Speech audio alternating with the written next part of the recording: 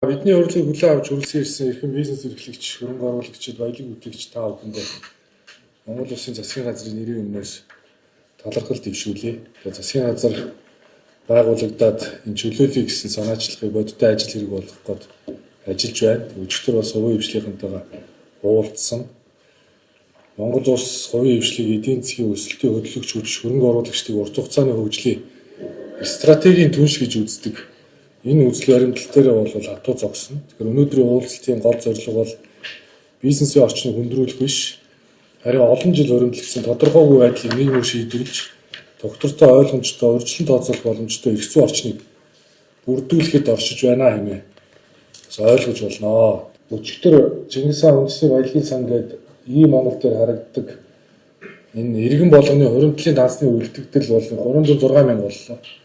Тэгээ энэ доор ингээ харахаар бол үндэсний баялагын сангийн хуулийн дагуу төрийн эзэмшлийн хувь хэмжээнд ногдох 34%-ийг иргэний хуримтлалын санд хийгээд за ингээд иргэн болгон дээр хувлаад үзэхэд хэд болж байгаа гэдэг нь харагдаж байгаа. Тэгээ энэ тоо бол ингээд явандаа нэг 500 мянга болно гэж ингэж үзэж байгаа энэ жилдээ багтаагаад. За тэгэхээр үндэсний баялагын сангийн хуулийг бол бид нар 2024 оны 5 сард баталсан сонгуулийн өмнө.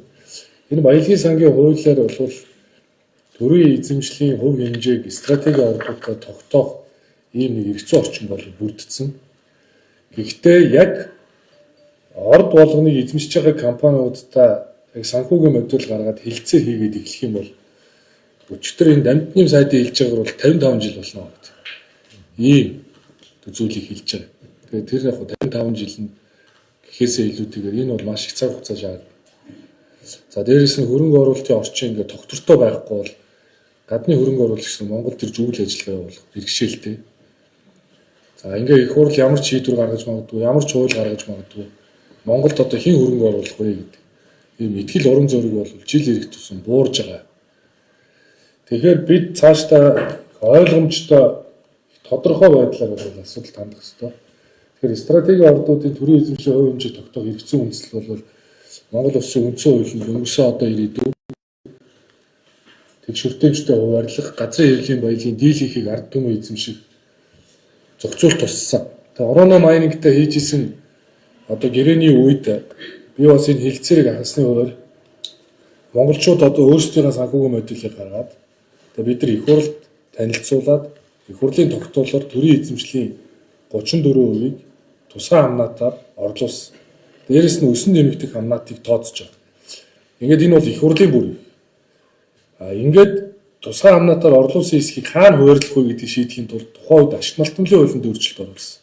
Ингээд ашигт малтмлын хуулинд өөрчлөлт оруулсан үндсэн дээр төрийн эзэмшлийн хувь хэмжээг хамнаатаар орлуулсан тэр орлуулсан хэсэг нь бол шууд баялагын сан руу хуваарлагддаг ийм л зохицуултыг хийсэн.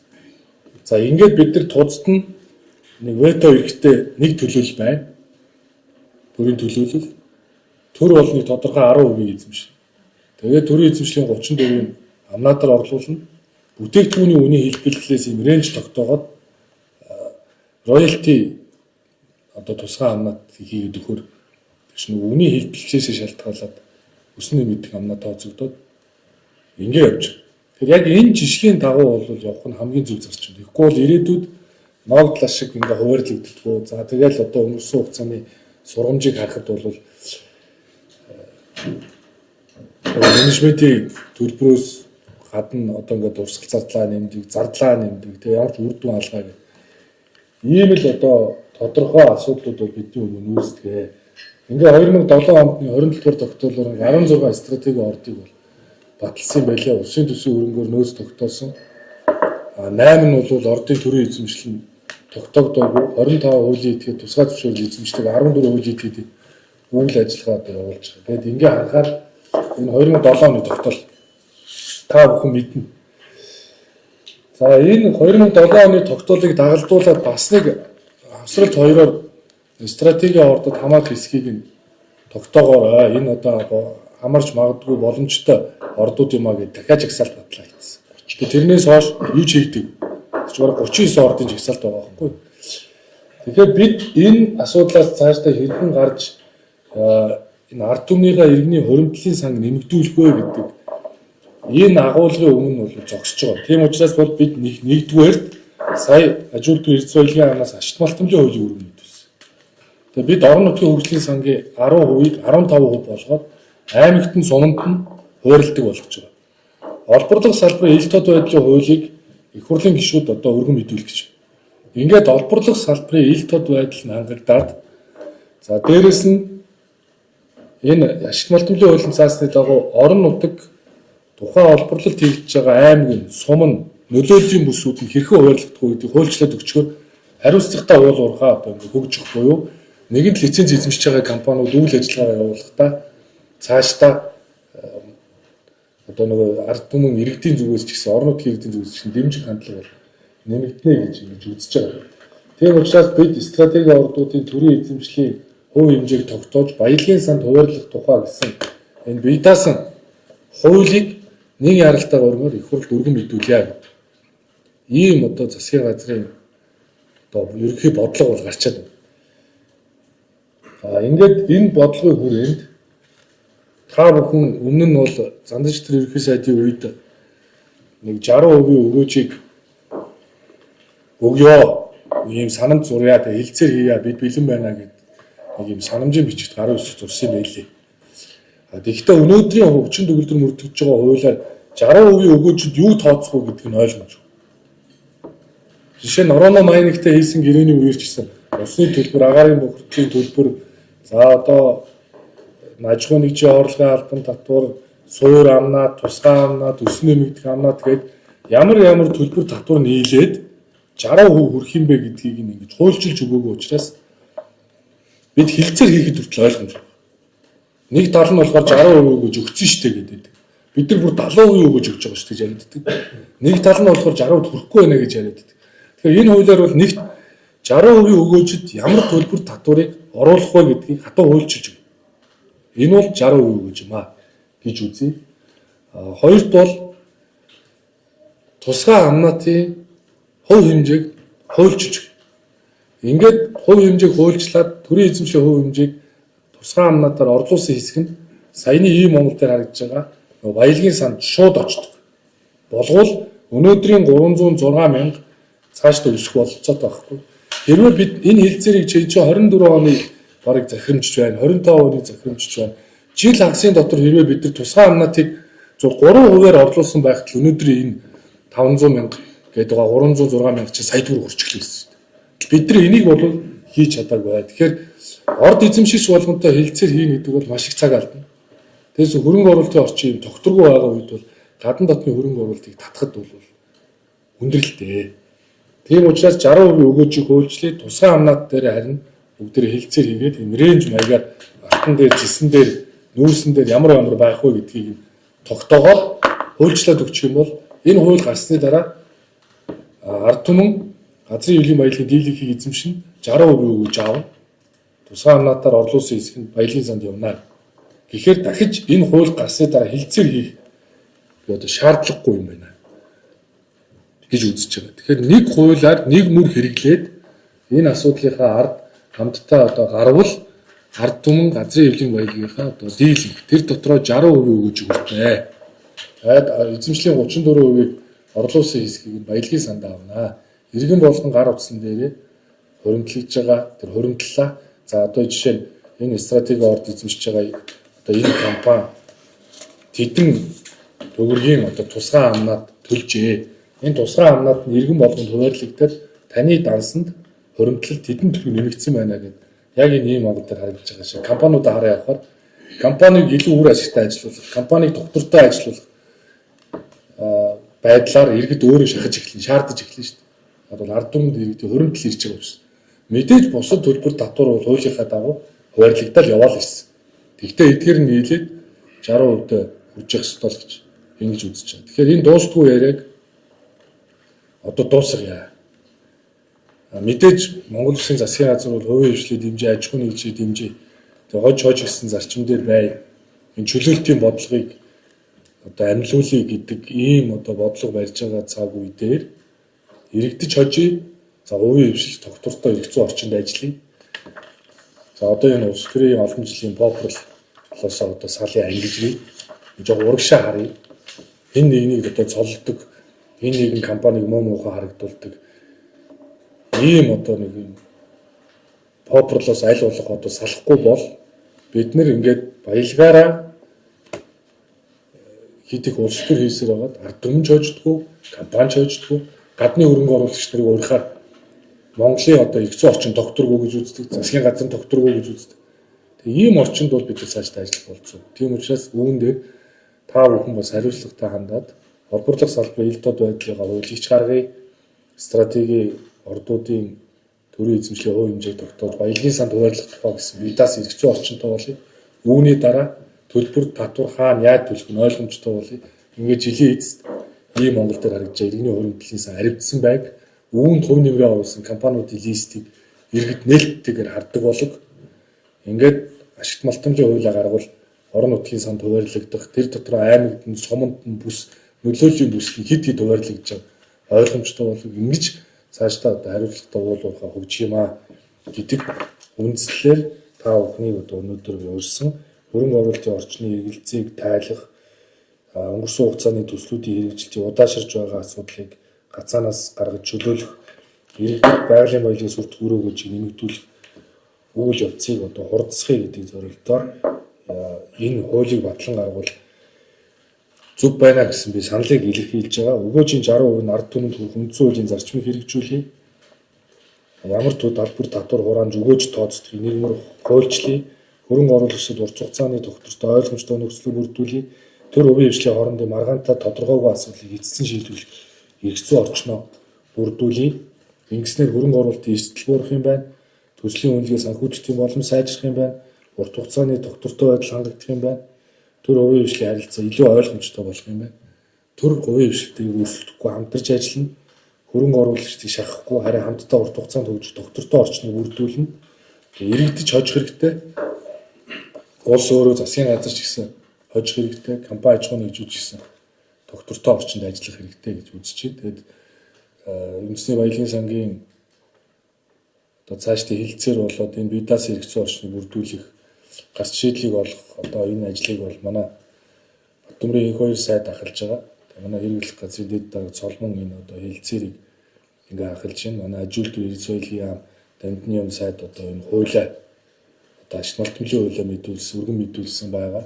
Яг үүнтэй адил энэ одоо хуулийг их хурлд нэг яралтаар өрнөөр өргөн мэдүүлье. Өнөөдрийн энэ уулзалтын үр дүнд бол за бүгдээрээ яг одоо тусгай амнуудыг хэрхэн одоо жигд тохирч болох уу гэдгээ эцсийн шийдэлтэй одоо хүрээд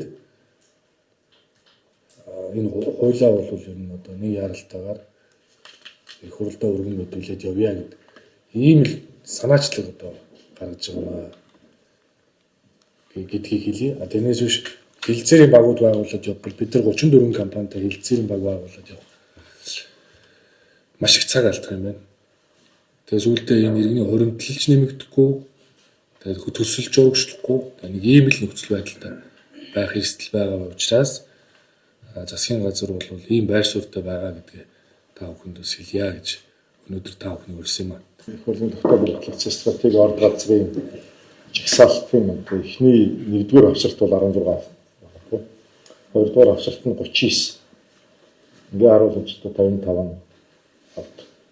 Одоо Монгол Улсын их хурл энэ болгоныг тусгай бүрчлэн яривал одоо тэгээд өөр хийх ажил болж байгаа. Тэгэхээр 2-р хамгийн чухал зүйл бол энэ бүгдэнд тэгш зарчмаар ханддаг. Тэгээд засаг төрөөрөө тодорхой бай. Та бүхэнд уулзаас хамгийн түрүү хэлдэг зүйл бол энэ.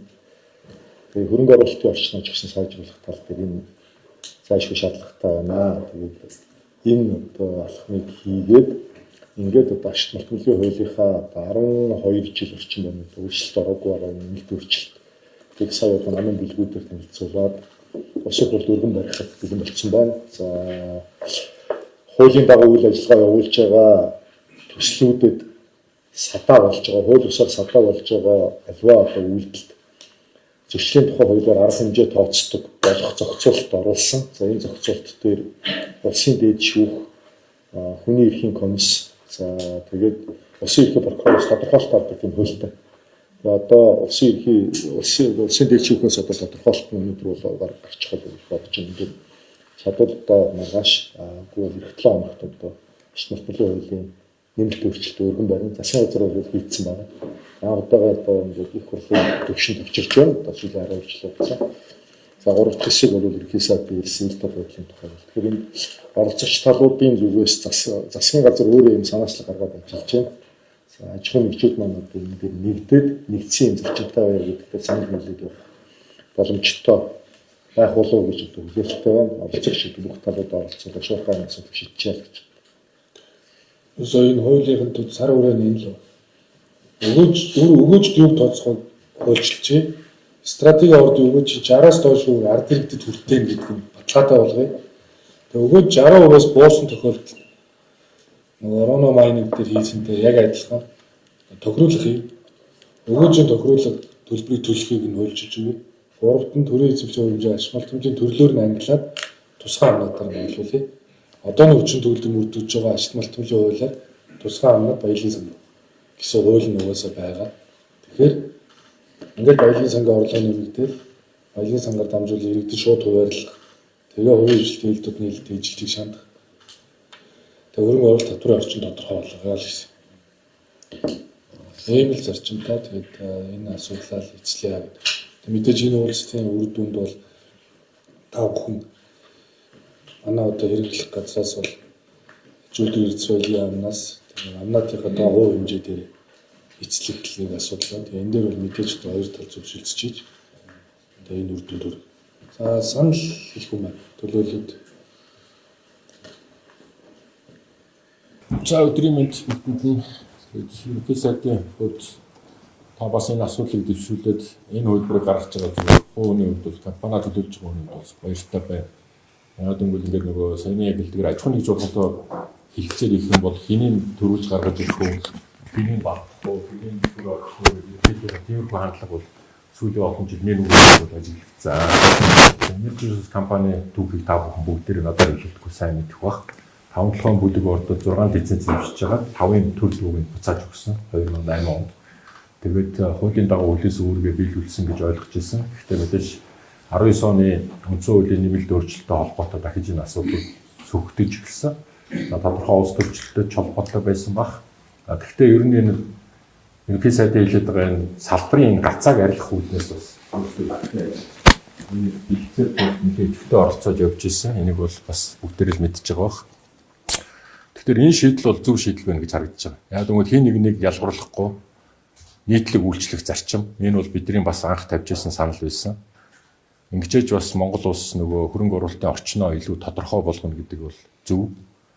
Хувь хэмжээ бол мэдээж өсөн нэмэгдэх хэлбэртэй байх нь бол зөв. Тусгай роялти.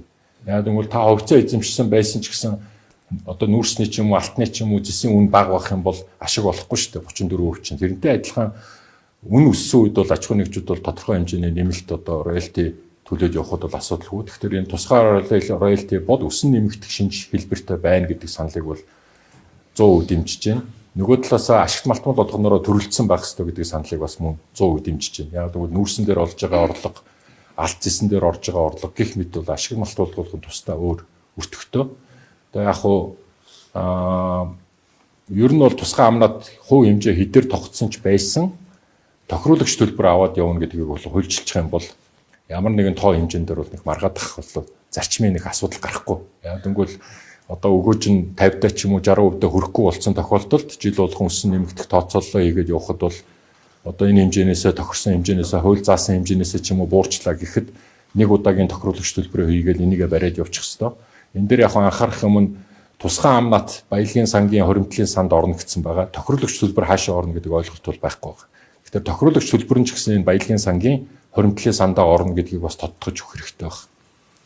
Тэгэхгүй зөвхөн тусгай амнат баялагын сангийн хоримтлын буюу иргэдийн дансанд орно гэж заасан байгаа. Тохируулагч төлбөрийн одоо бас нөгөө хууль эрх зүйн үндсийг бол энэ хуулиар бас гаргаж өгөх юм байна. Одоогийн байдлаар бол зөвхөн орооногийн гэрэн дээр л тусдаа тохирсон, их хурлаар батлуулсан ийм нэг ойлголт яваад байгаа. За өгөөж дотор юу орох уу гэдгийг бол үндсэн хуулийн цэцтэр бол бүх татвар хураамж орно гэдэг бол ер нь дүгнэлт гарцсан байгаа гэж бидний ойлголт байгаа салбарын хувьд бол. Тэгэхээр энэ дээр одоо аж ахуйн нэгжүүдийн хувьд одоо тэр газрын төлбөр байна уу?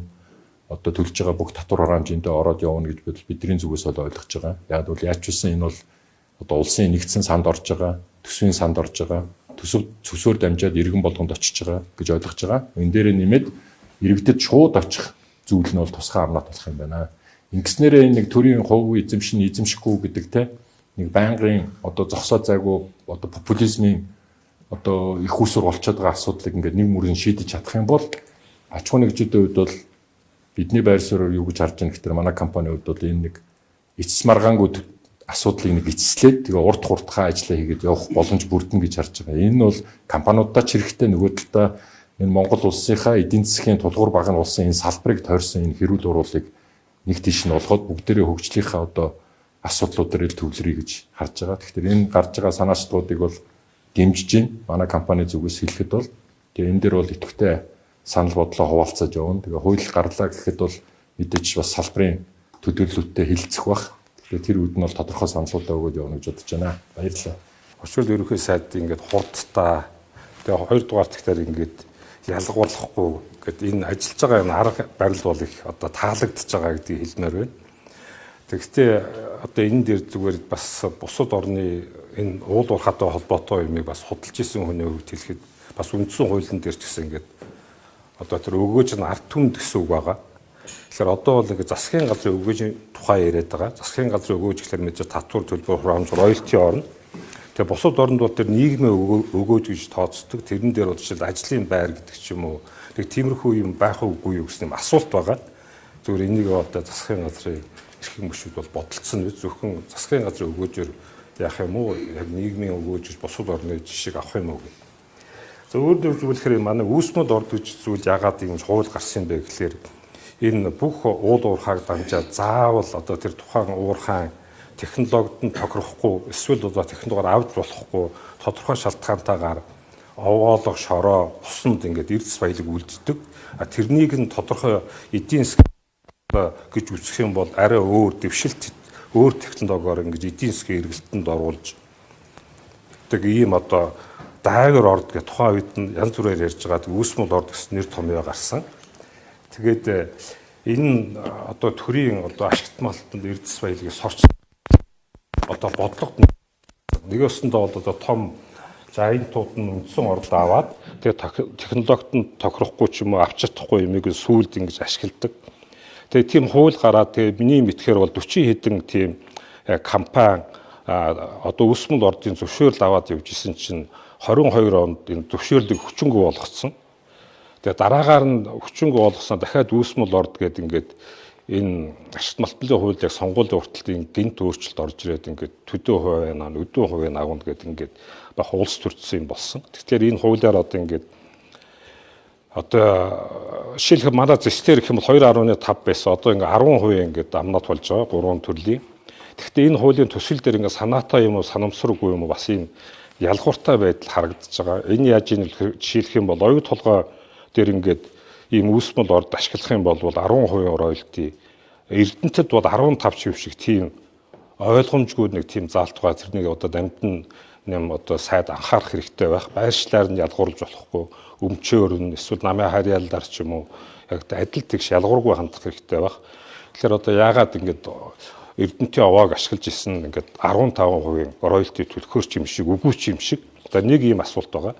Адилхан болгосон дээр байх гэж бодож байгаа. Тэгээд энэ манай жишээлх юм бол одоо энэ ачид ихгээ бичсэн энэ юу бол ингээд баяжуулах үйлдвэр гэж бичсэн. Тэгэхээр баяжуулах биш, энэ бол боловсруулах үйлдвэр. Энэ бол төр засгийн одоо ингээд бодлого дийдсэн, боловсруулалтын түвшинг агсан, эцсийн бүтээгдэхүүн үйлдвэрлэдэг боловсруулах үйлдвэр, гидрометаллургийн үйлдвэр. Гэтэл одоо манай засгийн газар яаж ийм нөхөр Эрдэнэтийн баяжмлыг хайлуулаад тэгээд тэнчинээс баахан олон шат дамжлага гаргаад адилхан зэс гаргах гэж байгаа шүү дээ. Гэтэл бид нар ингээд байгаль дээлтэй гидрометаллургийн аргаар эцсийн бүтээгдэхүүн гаргаж байгаа боловсруулах үйлдвэр. Тэгэхээр энийг бас ингэж онцолж үзэх хэрэгтэй. Тэгэхэд энд онцолж үзэх гэж нь юу хэлж ийм нөхөр одоо энэ хуулийн нэмэлтээр ямар нэгэн тусгай зөвшөөрөл байхгүй гэрээний үндснэргээ бичсэн. Урд нь ингээд тусгай зөвшөөрөл олгодог байсан 22 онд ингээд зөвшөөрлгүй болгоцсон. Тэгсэн хэрнээ ингээд амнаа тавна гэдэг. Тэгэхээр одоо миний хүсэлт юу вэ гэхээр одоо төр ингээд өөрийнхөө тэр одоо баялгаас ингэж амнаа тавах гэж байгаа бол хуучнаар нь тусгай зөвшөөрөл өгдөг байх юм бол хэрэгтэй байгаа. Одоо гэрээний үндснэргээ бичсэн. Тэгэхээр одоо оюу толгойтой гэрээ, одоо харбагтаа дээр, одоо эрдэнэттэй гэрээ байгуулна гэд бас ингэж цаг алдсан биш, шууд ингээл амнаад хуучин одоо зөвшөөрлөлийн олгодог яам. Тэр зөвшөөрлөө чи хараад бид нар чи одоо тэр одоо оолго өгөх юм бол ашиглахын тулд банкнд өгөө зээл аваад хөрөнгө оруулалт үзүүлээд бас ингээд цаашаа явна шүү дээ. Тэгэхгүй гэрээ үзүүлээд явах нэг хэрэг. Тэгэхээр энэ хуучнаар нь ингэж амнаад одоо хүн сурталгүйгээр тэр одоо зөвшөөрлөө олгодог байгаа ч гэсэн нэг юм одоо санаа байна. Хоёрдугаар гэх юм бол тэр байршлаар нь биш. Зөвхөн эрдэнэтийн тэр 4 жил гээд ингээд нэг тийм процессын хууль гэсэн хэрнээ одоо энэ хоёр сайн мэдж байгаа. Процессын хуулиар ингээд яг материалын хэмжээ тогтооцсон. Эрдэнтээс одоо тэр тим одоо овоолыг ашиглаж ивэл гээд бүр хамаагүй одоо 20-30% роялти авна гээд. Тэгэхээр тэр бол процессын хууль гэсэн нэртэй мөртлөө материалын хуулийн заалт оруулсан. Хэрвээ тийм заалт оруулах юм бол тэр үндсэн материалын хэм хэмжээс тогтоосон дээр орохгүй бол журмын хууль гэсээр тийм одоо бүр хэд дахин гээд одоо роялти тогтоосон хууль энэ заалт орцсон байгаа юм л да. Өөрчлөгдсөн байж магадгүй. Тэгэхээр ийм зүйл байна. Тэгээ энэ одоо ажлыг бол үнэхээр дэмжиж байгаа. Тэгээ энэ хурдан шуурхаа хийх юм бол төр эрсдэл байхгүй, хөрөнгө оруулахгүй гадных ч гэсэн юм байдаг. Тэгэхээр энэ одоо энэ үүсмэл орд гэж ярьж байгаа зүйл бол дахиад хэлэхэд энэ одоо хаягдлыг одоо ямар нэг байдлаар ингээ орхигдсон усанд, шингэнд одоо шороонд орхигдсон эрдэс баялагийг одоо сорчлон ашиглахгүй тэрнийг тодорхой хэмжээнд орон нутагт ажлын байр бий болгож байгаа ийм төрийн бодлогын дагуу ийм ажил хийж байгаа гэсэн ийм зүйл хэлэх гэсэн. Эцэст нь нэг зүйл хэлэхдээ одоо ингээ хараад байхад ингээ өчигдөр таваас хэлж исэн хөрөнгө оруулалт, гадаадын хөрөнгө оруулалт буурсан ийм хэцүү байна энэ төргээ. Тэгэхээр би зүгээр юу хэлэх гэж байна вэ гэхээр өнгөрсөн 30 гаруй жилийн хугацаанд ялангуяа уул уурхайн салбар сүүлийн 30 жилд алдаж унсаар байгаад энэ манай хүмүүс бол үнэхээр ингээд нийгмээр энэ бизнес эрхэлж байгаа хүмүүс бол дэлхийн хинтээч яриа хилцээ хийх тийм чадвартай болцсон. Бид нар 90-ад онд ямар гинэн байлаа. Одоо бол шал ондоо болцсон. Тэгээ би юу шилэх гэж нэвхээр нөгөө айлаас ирэхээр авдраа уудал гэдэг шиг яг ингээд үндэстнийхээ бизнес эрхэлдэг хүмүүсийг дэмжиж ялгуурлахгүй хөнгөн шуурхаа ингээд дэмжиж ажиллах юм бол тэр заавал гадных нэг одоо ингэж царайчлагаас илүү бас аваад явчих тийм боломжтой болцсон шүү. Тэгэхээр энэ үндэстнийхээ одоо компани бизнес эрхлэгчдэд бас итгээрэй л гэж ингэж хэлэх гэсэн. Баярлалаа. За өнөөдөр ерөнхий сайдны танилцуулж байгаа энэ стратеги орд түүнд одоо ногдвол хамнаатын асуудал, өсөн нэмэгдэх роялтины асуудал дээр бол манай компани дэмжсэн байр суурьтай байгаа. За 1997 онд Брокголд компани анхан үүсгэн байгуулагдсан. Өнөөдөр 29 дахь жилдээ үйл ажиллагаа явуулж байгаа. Эдийн засгийн үр ашигтай нөөц 2003-аас 2013 оны хооронд авж дууссан. Тэгээ өнөөдөр ажиллаж байгаа гол шалтгаан нь юу юм бэ гэхээр дэлхийн зах зээл дээр алтны үн аш өссөн. Тийм учраас тухайн үед олборлж ирсэн 3.2 грамм тонны дундаж агуулгатай хүтэр боловсруулж ирсэн катафон 1.2 грамм тонн байсан. Тэгээ ингээд алтны үн аш өссөнтэй холбоотойгоор бид одоо катафос доош орсон хүтрээ буюу ханаа мэрээд ингээд амьдарч байгаа. За өнөөдрийн байдлаар 704 хүнтэй нэг ч спат байхгүй дандаа Монгол ажилчидтай ингээд 2 аймгийн 3 сумын үйл одоо нутгийг дамнан энэ үйл ажиллагааг бол явуулж байгаа. Алтны үнэ ширвээ буух тохиолдолд одоо бид бол үйл ажиллагаагаа явуулах эдийн засгийн боломжгүй болно. Энийг одоо эрдэс соёлын мэрэгжлийн зөвлөл болон манай ашигт малтамлынхан бол бүгд мэдж байгаа. Тэгэхээр энэ стратегийн ордын 2007 оны улсын хурлын тогтоолоор бол Брокголд компани бол хамрагдсан байдаг. Тэгэхээр энэ ямар орд стратеги ордод хамрагдах вэ гэдгийг нэгдүгээрт бид тооцож үзэх хэрэгтэй юм шиг байнамаа гэдгийг саналыг бол оруулж байгаа. За хоёрдугаарт нь юу юм бэ гэхээр энэ Centara Gold Mongolia гэж компани байсан. Энэ Канадын хөрөнгийн бирж бүртгэлтэй нээлттэй хувьцаат компани. Энэ компани бол одоо гацууртын орд гэдэг бэлэн болсон ордыг бол нээж илрүүлсэн. Энэ орд бол үндсэндээ одоо Брокголдын үйлдвэрлэлийн хүчин чадлаар тооцох юм бол 1.7 сая тонн хүдэржилт боловсруулдаг гэж үзэх юм бол 15 жил тасралтгүй ажиллах ийм нөөц бололцоотой. Тэгээ одоо уул уурхайн сайд болон өмнөх ерөнхий сайдуудад Centara Gold Mongolia компани хүсэлт гаргасан байдаг. Би яагаад Centara Gold-ын тухай энэ яриад байна вэ гэхээр энэ хоёр бол тусдаа компани Бороо Centara. Брокголдын уурхай өөрөө өнөөдөр үйлдвэр байна. Боловсон хүч нь бэлэн байна. Хөдрийн нөөц байхгүй болсон байна. 2025 оны байдлаар бид нар хөдөр худалдаж авч үйлдвэрлэлийн үйл ажиллагаагаа бол үргэлжлүүлсэн. Энэ талаараа бол уул уурхай яам ашигт малтамлын газар, экологийн цагдаагийн газар мэдэгдэж бид ажиллаж байгаа. Тэгэхээр Монгол улсын засгийн газар нэгэнтээ энэ стратеги ордын асуудлыг хөндөж байгаа тохиолдолд нэгэнтээ баялагын сэлд санг аривжуулъя гэдэг асуудлаа ярьж байгаа тохиолдолд энэ гацууртын ордын асуудлыг бэлэн болцсон ийм төсөл байгаа. Бүх одоо гидрогеологийн мөн одоо боотлрол, личвил тестүүд нь бүгд хийгдсэн. Үйлдвэрлэлөө ороход ер нь 6-аас 9 сарын хугацааны одоо уулын ажил шаардлагатай ийм бэлэн үйлдвэрийн төсөл байгаа. Тийм учраас Монгол улсын ерөнхий сайд та энэ асуудалд бас анхаарлаа хандуул судалж үзээрэй гэдэг хүсэлтийг бол тавьж байна. Бороогийн уурхай бол түүхэн цаг хугацаанд Монгол улсад 2.5 их 80 төгрөгийн өгөөжийг оруулсан. Олон улсын нэгтлэн бодлого бүртгэлийн стандарт болон Монгол улсын нэгтлэн бодлого бүртгэлийн стандартын дагуу өгөөжөд юу хамаарх вэ гэдэг зохицуулт бол их тодорхой. Тэгэхээр бид бол одоо өнөөдрийн үйлдвэрлэлийн үйл ажиллагаа бол одоо алтны чиглэлд явж байгаа. Түрүүн цагаан захирлын хэлдэг зөв ба ашигт малтамлын тухай хууль дээр бид хэд зүйтэн зүйлүүдийг анхаарч үзэх хэрэгтэй юм шиг байна. Нэгдүгээрт одоо энэ боловсруулах, баяжуулах үйлдвэрийн ялгаа цагийг гаргаж Монгол улстай нэмэн өртөг бүтээсэн ийм үйлдвэрийг дэмжих талд нь анхаарч өгөөсэй гэж ингэж хүсэж байгаа. Хоёрдугаарт нь алт олон уул уурхайн салбарт ажиллаж байгаа бүх компаниудад нэг проблем байдаг. Орон нутаг. Орон нутагтаа бид нар нийгмийн харилцааны гэрээ байгуулдаг. Монгол улсын ашигт малтамлын тухай хуулийн 42 дугаар зүйлийн дагуу. Аймагтай гэрээ байгуулах юм уу, сумтай гэрээ байгуулах юм уу? Энэ тодорхойгүй байна. Аймагч гэрээ байгуул, сумч гэрээ байгуул. Хэд хэдэн аймаг, хэд хэдэн сум дамнаж үйл ажиллагаа явуулдаг компаниудад энэ хүндрэлийг авчирдаг. Тэгээ энэ хүндрэлтэй нөхцөл байдлууд нь өөрөө компани үйл ажиллагаа хэвийн жигэд явхад магадгүй үндэсний баялагын сан болон Монгол улсад оруулж байгаа татварын хөргөөжийг үр ашигтай байлгахад хүндрэлийг бий болгодог. Тийм учраас энэ асуудлыг бас анхаарч үзэж өгөөсэй гэж ингэж хүсэж байгаа. Гурав дахь гол асуудал бол усны асуудал байдаг. Оюутлага компани, Броголд компанид одоо асуудлууд байдаг. Юм ус бохирдуулсны төлбөр. Нэгэнтээ одоо сандаа төвлөрүүлээд усаа дахин ашиглаж байгаа энэ процесс донд асуудлууд нэлээд олон зүйлүүд бол байдаг. Тэгэхээр энэ асуудлуудыг Монгол улсын ашигт малтамлын тухай хууль дээр, усны тухай хууль дээр мөн үндсэн хуулийн нөгөө ард иргэдэд газрын хэвлэлийн баялагын ихэнх хөв нь ноогдно гэдэг энэ зарчимдаа нийцүүлж энэ асуудлыг шинчилж өгөхийг та бүгдээс хүсэж байна. Тэгээд Броголдын зүгээс ийм байр суурьтай байгаа. Анхаарал хандуулсанд баярлалаа. Ер нь яг уу энэ ширээний ард сувларсан хүмүүсийн үндсэн зорилго нь баялагын сангийн хуримтлалын санд их усроо оруулах, төвлөрүүлэх одоо үндсэн зорилготой гэж би бол одоо ойлгож байгаа. Энэ одоо зорилгыг бас ер нь бол дэмжиж байгаа. Тоон статистик харахад сүүлийн 15 жил яг энэ амнаатын их усүр 15 жил 15 их 80 бид нар улсын төсөвт төвлөрүүлжээ. Миний одоо ойлгосноор хуримтлалын санд бол зөвхөн ноогдол ашиг тараах юм бол хуримтлалын санд одоо ноогдол ашиг хэлбэрээр иргэдийн дансанд одоо оруулна гэсэн ойлголттой байгаад байгаа.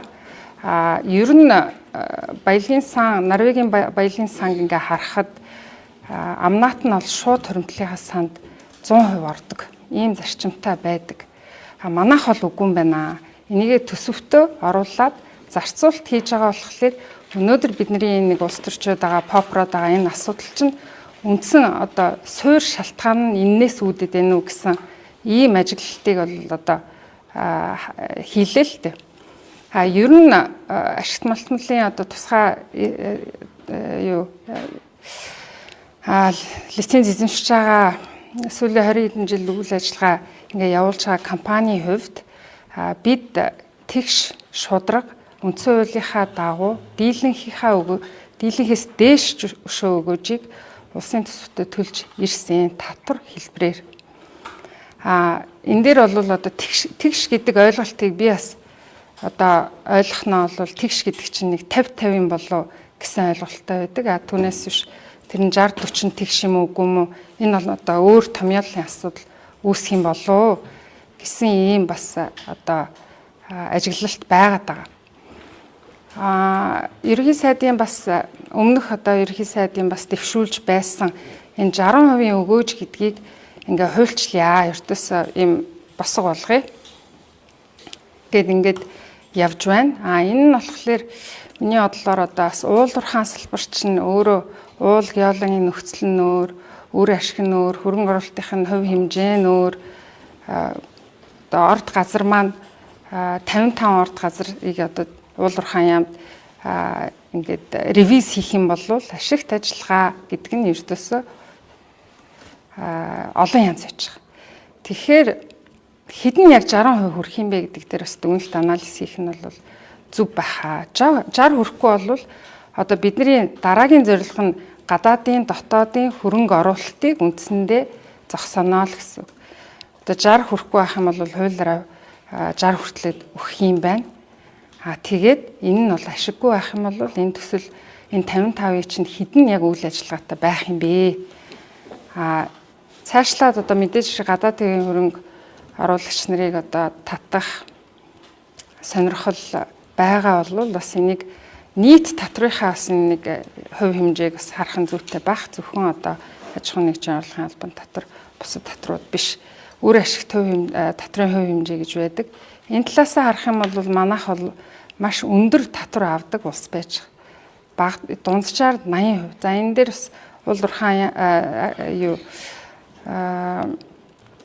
нийгэм холбоо эдрээс нэлээд судалгаа бол хийсэн байдаг. Ингээд энийг гадны хөрөнгө оруулагч нарыг татъя гэж байгаа бол энэ 60 гэдэг зүйлтэй чинь хамт одоо оршин тогтнохоос ямар ч одоо үнэлэхгүй юм биш үү гэсэн ийм ажиглалт бас надад төрж байна. Ер нь энэ яриа одоо хилцээрт одоо бидрийг зөндөө уурсан бид нар 9 удаагийн захиас хөргүүлсэн байгаа хилцээрт орё. Бид нар бэлэн байна. Хэрэглэх хуулиа томьёоллоо одоо хилцээрийнхаа журмыг тогтоогоод өгчхөө. Тэрний чин дагуу бид нар одоо саналаа боловсруулъя гэд удаа дараа 9 удаа ерөнхийдөө олгосон байдаг. Тэгээд нэг л төрлийн захиа хариуд нь ирдэг. Хилцээртээ ирээ үгүй болвол одоо бэтэ томлоод явуулна шүү гэдэргээд. Нэг л ийм төрлийн захиа байдаг. Ерөөсөө ахицтай өөрчлөлттэй юм байхгүй. Бид бол ер нь нээлттэй байж байгаа. Зүгээр биднэрт одоо явуулсан энэ одоо манай 9 захианы хариу энэ хилцээрийнхаа дүрм эднэрийг тогтоочих юм бол бид бэлэн байгаад байгаа шүү гэдгийг бас ингээд ташимд хэлчихье. Манай компани бол 100% хөрөнгө оруулалттай Хонконг, Торонтогийн хөрөнгөний бирждээр нээлттэй хувьцаа зарж арилжаалдаг ийм компани байгаа. Тэгэхээр ашигт малтмалын тухай хуулинд төрийн оруулсан хөрөнгө оруулалтанд үндэслэж 34 хүртэлх хувийг төрнийг удаа үнэлбэр рүү эзэмшнэ гэсэн ийм ойлголт заалт байгаа. Тэгэхээр энэ заалтыг бол бид нэр Хонконг, Торонтогийн хөрөнгөний биржийн шаардлагын дагуу хувьцаа эзэмшигчтэй бол нээлттэй танилцуулдаг хууль тогтоомжинд гарч байгаа өөрчлөлтийг. Гэтэл 34 хүртэлх хувийг төрийн оруулсан хөрөнгө оруулалтанд үндэслэж төрнийг удаа эзэмшнэ гэсэн байхад бүгдийг нь тэгшдгээд 34 гэдэг хуваар авах чагаа бол бид нэр хувьцаа эзэмштэй хэрхэн яаж тайлбарлах вэ гэдэг бол бас хүндрэлтэй асуудал. Тэгэхээр энэ ч бас тайлбарлагдах үе хүлээн зөвшөөрөгдөх үе байх ёстой байх. Бид нар нэгэнт л олон улсад тоглож байгаа. Олон улсын хөрөнгө оруулалтыг Монгол улсад татгах чагаа гэдэг энэ Монгол улсын зорилго бол цаана явж байгаа учраас гэсэн саналтай байна. За хоёрдугаарт нь бас ер нь цэлмэн захирлын саналтай бол санал нэг байгаа. Эдийн засгийг авч явж байгаа уул уурхайн салбар руу бол бид нар томоохон дайралтыг хийх гэж байгаа. Энэ маань тогтвортой, өр өгөөжтэй байх энэ бодлогыг бол баримтлахгүй бол уул уурхайгаа татаад унахчих юм бол Монгол улсын эдийн засаг илгээрээ хэвтгэвэ гэдэг эрсдэл талаас нь та бүхнийг бас харж үзээсэй гэсэн ийм саналтай байна. Гуравдугаарт нь ашигт малтмалын амнаатыг бид нар өнөөдөр сангийн яамны тогтоож байгаа жишг үнээр тооцож авдаг. Гэтэл сангийн яамны тогтоож байгаа жишг үнээр хизээж уурхайнууд зарж чаддаггүй. Уурхайгаас гарч байгаа нүүрс өөрөө хэдийгээр Монгол улсын стандартад нэг ангилалд орж байгаа боловч харилцан ялгаатай байдаг. Хятад улсад нүүрсний стандарт нарийн нүүрсний стандартын үзүүлэлт болгоноор тохируулга хийж үн тогтооддог. Гэтэл Монгол улсад энэ тохируулгыг ерөөсөө авч үздэггүй. Тэгэхээр үүнтэй холбоотойгоор үнийн зөрүү гардаг. Бид нэр энэ эрсдлийг даван туулах гээд биржийн арилжаанд оролцож үзье. Тэгэхээр биржээр нүүрсийг бол авахгүй юм бэл. Ийм учраас бид нар тэгээд аргагүй өрхөнд уламжилт харилцагч нартайгаа нүүрсээ зараад явж байгаа. Тэгэхээр үнийн савлгаатай үед зарим үед жишг үн маань нийт борлуулалтын үеийн 30-аас 40% эзэлдэг.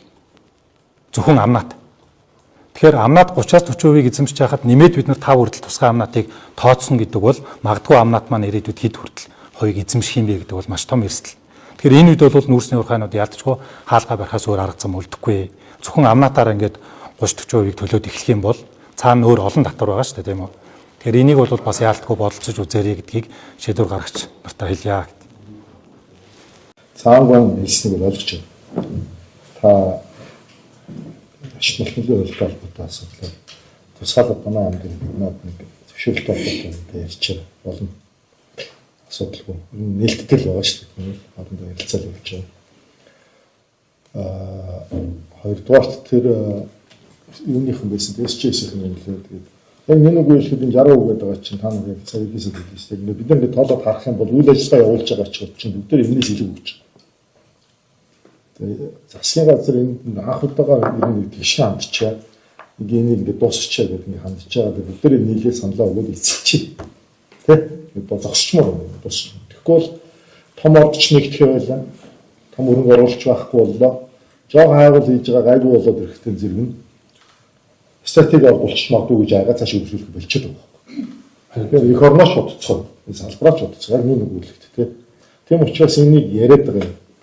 Тэгээд аль болох ярилцлаа одоо хэрэглэх энэ одоо дэд даргын цолмон дарга дээр манай яамныхан сууж байгаа бид бүгдээрээ байж байна. Ойрын үед сууж байгаа танарын саналыг авч байгаа хийчих. Орд газрууд өөрийг ойлгож байна. Тэгэхдээ өгөөж гэдэг юм аюу вэ гэж тооцохгүй гэдэг л ярьчихад байгаа. Асуудалгүй л байхгүй. Өгөөжд юу орохыг түрүү өнцөг мэдцээр ярьсан байгаа аахгүй юм томьёолцсон байгаа. Дүнэлт гарцсан.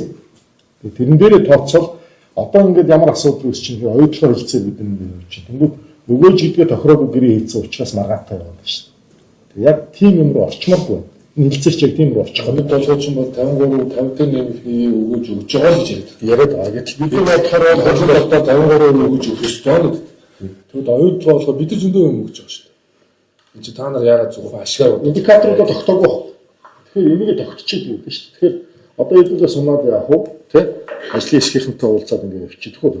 Та бүхэн манай захирлууд хүмүүсээс уулгаж манай аюулгүй ойлтыг тийм Монголын гадаадын хөрөнгө оруулалтыг 6 онд оруулж ирээд ажиллаа эхэлж ийл 2007 онд Цоротгой та хэдэн лиценз аваад ирээ шинчилсэн бүртгэгээд стратеги тамаар авчаад өгнө гэж аваад 8 жил өгөөг.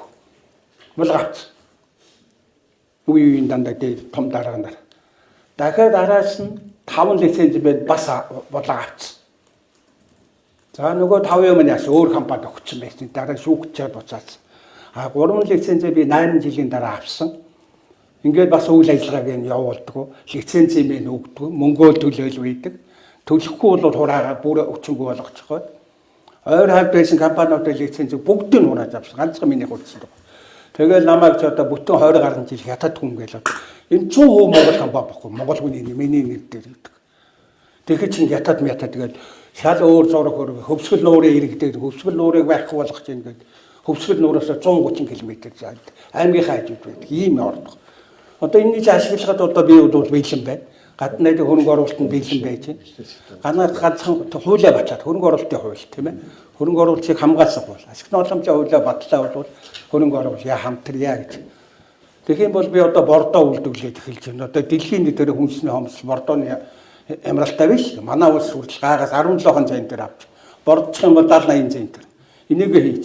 Тэсгэний бодсыг би ихний ийм ямар хоёр юм үйлдвэрлэгээ нэг хөрөнгө оруулалт маань бүгд бэлэн байдаг. Тэгээ энэ маань ерөөсөө ярьдгүй нэг байсагаар би ч одоо энэ 4 дахь удаа ирж сууж байна уу та. Тэгэл алтны үрсээ шээлээрээд байхаас уу тэгэл яваад бордооны талаар ерөөсөө ярьдаг баг. Саяхан нэг инквайри сайд нэг ярина лээ. Бордоогоо үйлдвэрлэмээр байна. Тэгвэл өдөө аж ахуй маань гангарна штеп нэг хэлнэ. Эрдэнтийн зэсвэр хайлуулах үйлдвэр баригдахгүй хэдэн жил болсон. Яг энийг дагаад миний бас ингээ баригддаг. Тэгэхээр энэ дээр нэг ядаа тэр нэг 5 лиценз юм одоо буцаагаад өгөх арга чарга байд юм уу мөнгө төлөөд ийм юм дээр бас нэг тусалцаа хэрэгтэй байна. Бусад асуудал бол би зөвшөөрч байгаа. Одоо тэр хуулиа батлаад бол би зүгээр маргааснаас нь хөрөнгө оруулалт орж ирэхэд бэлэн болчиход байгаа байхгүй. Энд чинь дэлхийн нийтээр ийм юм хямралд орчиход байгаа ш. Тэгэхээр энийг нэг үзэж чад бодож үзээчээл гэж дунгаад үзсэн. Манай захирлууд тэгээд өөрсдөө төлөвлөх хүмүүсээ хэрэглэх газар дээр маргаашнаас хамт суулгаад бид нар бол саналаа хэлнэ. За тэгээд дундын зүү хувилбараа сонгоод тэгээд бэлцүүлээд эхлүүлээд явсан зүг баггүй. Тэгэхгүй хин нэг юм хойшин суугаад байгаа юм шиг одоо баггүй. Эсвэл засгийн газар энийгээ хийгээч гэдэг гişүүд. Нэг бол хувийн хвшил юм авахгүй байгаа юм шиг юм яриад байдаг. Нэг тийм байхгүй шүү дээ. Тэ? Нөгөө манай энэ их хурл дээр хараад бараг 34% орлуулъя гэхээр яагаад 34%-ийг та 5% амнаад болох чинь 34 болох хэрэгтэй шүү дээ. Хэд суудаг зарим өстөрч нэртэй нэр бүхий хүмүүс энэ дотор байгаа шүү дээ. Тэгэхээр тань мэдгүй буюу мэдлэг ур чадвар боловсролын асар их зөрүү байгаа учраас одоо маш хүнд байдаг байхгүй. Тийм учраас эднэртэй одоо өөрсдөө хэлээр ярихад хэцүү. Тэгэхээр одоо та нар бас энэ дээр ингээ өөрсдөө зөв ойлгоод өгөхгүй 34% татвар авах хэрэгтэй. Ингээд өөдөөс ингээд шал өөр юм яриад. Тэр нөгөө өгөөж ихээр энэ чинь ямар хааны төлж байгаа татвар мөн төлбөр бүгд тэрийг өгөөж болохоос 60% татвар авах гэдэг юм биш шүү дээ тий. Тэгэхээр нэг хүнээс уулзч ачаа. За тэгвэл хинчээс гараад зөвхөн хинээс өгч тий. Адамс Майнинг компани номон дээр тэгээд манайха одоо ерөөхдөө ураны олон салбарын чиглэлээр ажиллаж байгаа компаниуд байх шиг. Тэгээд би ураны чиглэлээрээс ярмаар байгаа. Тэгээд ерөөхдөө уран бол одоо олон улсын түвшинд ногоон эрчим хүчгээд одоо юу доктортой эрчим хүчүүдийн талаас бол олон улсад 480 гаруй одоо эрчим хүчний атом эрчим хүчний станцууд баригдахаар төлөвлөгдөд одоо манай жишээгээр гэх юм бол 2 хөрш хятад улс маань 223 юунд Орсын талаас бол 38 атом станц барих юм одоо ажил эхлээд ингэ явж байгаа. Одоо яг энэ чухал үед одоо манай засгийн газар маань уранагийн одоо гэрээг урагшлуулсан бол одоо бидний уранаас чиглэлийн компаниуд бол айгүйх ихтгэл найдвар өгсөн алхам болсон. Тэгээд саяхан бас одоо 3 сайхан компани 900 сая долларыг улсаас нэхин төрөөс нэхэмжлэх шүүхийн асуудал хүртэл яригдчихсэн. Тэрийг шийдвэрлсэн гэж сонсон нааштайгаар тэрэнд бол бас бид үнэхээр баяртай байна. Тэгээ 3 дахь одоо манай компани бол ер нь бол ижлэхэн асуудалтай байгаа. 2001 оноос эхлээд манайх хайгуулын үйл ажиллагаа эхэлсэн. Бид нар 2005 оноос Японы засгийн газартай хамтарч 100 гаруй төсөл дээр хайгуулын ажил хийж явж исэн. Тэгээ хууль өөрчлөгдсөн болоод ялангуяа энэ стратегийн орд газар 34-өөс 51% одоо улс эзэмшнэ гэдэг асуудлаас бол энэ хайгуулын ажиллагаа зогссон. Тэгээ бид нар дангаараа өөрсдөө хайгуулын ажлууд хийж явж исэн. Тэгээд өнөөдөр энэ манайхыг одоо ингээд Дорнт Марта ард дээр манайх юун дээр лиценз эзэмшдэг гэж харуулад идэг. Яг үнэндээ бол манайх одоо хүртэл ашиглалтын лиценз тусгай зөвшөөрөл аваагүй 11 жил хүлээж байгаа. 2015 онд бид нар хаагуулаа игээд нөөцөө батлуулаад ашиглалтын тусгай зөвшөөрөл өгсөн. Тэгээд шийдвэрлэдэггүй. Тэгээд хаагуулын бид нар нөгөө тодорхой хэсэгтээ хаагуулын ашиглалтын ажиллагаа явуулаад тодорхой хэсгүүдтэй нь хаагуулын ажил нэмэлт ажлууд хийх төлөвлөгөөтэй байсан. Тэгээ манай талбайг стратегийн орд газарт урт нэртэй хууль үйлчлэхгүй гэсэн хуулийн залт байгаа мөртлөө байгаль орчны яамнаас заавал одоо юу гаргаж өгөх ёстой. Одоо лицензийн хүрээг тодорхойлсон юм гаргаж өгөх ёстой гэд. Тэгээд тэр нь болохоор урт нэртэй хуулийг ашиглаж гаргаад идэг. Тэгээд арчим хэлтлийн газар энэ асуудлыг шийдэж өгдөг. Хоорондын уялдаа холбоо байхгүй. Тэгээ одоо манай асуудлыг шийдэх одоо хүртэл тийм чадвартай гэдэг юм уу эсвэл эрх мэдэл нь хүрдэг юм уу юм шигс асуудал шийдэгдэхгүйсээр одоо хүртэл бид нар ашиглалтын тусгай зөвшөөрлөө аваагүй ингээд явж байна. 11 жил компани үйл ажиллагааг одоо зарцаасан юм байна. Тэгээд манай одоо хөрөнгө оруулагч талаас бол олон удаа олон улсын шүүгт хандах асуудал яригдчихсэн. Тэгээд миний хувьд бол 50.2% эзэмшиж байгаа. Тэгээд Монгол улсын иргэн Монгол улсаас олон улсын шүүхтээр шүүхтэд байх сонирхол байхгүй. Аль болох ойлголцоод асуудлаа шийдэ гэдэг байр сууриас олон удаа явсан. Сүүлдээ ер нь бол боож өгөх байдалд ер нь ортлоо явлаа. Тийм тэгээд одоо бас ерөнхий сайд учрал маань энэ ураны асуудал дээр нэлээд манлайлж одоо олон оновчтой шийдвэрүүдийг гаргаад явж ингэж харж байгаа учраас өнөөдөр уулзсан дээр за өөрөө би ярьж байна. Энэ асуудлыг анхаарч чиглэл өгөөч гэж хэлж байна.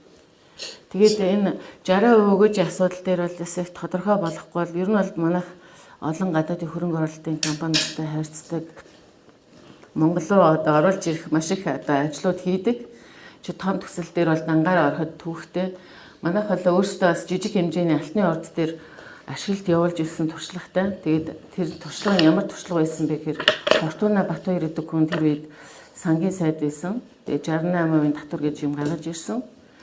Тэрэн дээр манай гадны хөрөнгө оруулагч нар уурхаа дээр одоо өөрсдөө нэг цаашдаа ашиглалт явуулах учраас ямар ч байсан одоо эхний шатны үйл ажиллагаа явуулж үзийгээд тэр алт руу хөрөнгө оруулаад тэр үед нэг 2 сая доллар орчим дандаа одоо гайгүй сайн тоног төхөөрөмж аваад тэрийг ажиллуулж эхэлж идэл 68% дотор гараад ирсэн. Тэгээд манайх тэр асуудал дээр за далаацтай Монголд үйл ажиллагаа явуулъя гэж байгаа юм чинь хууль бус байдал руу яасан ч орж болохгүй, ашиглах тутам ашиггүй одоо алдагдaltaй тийм байдал руу орж байгаа байхгүй.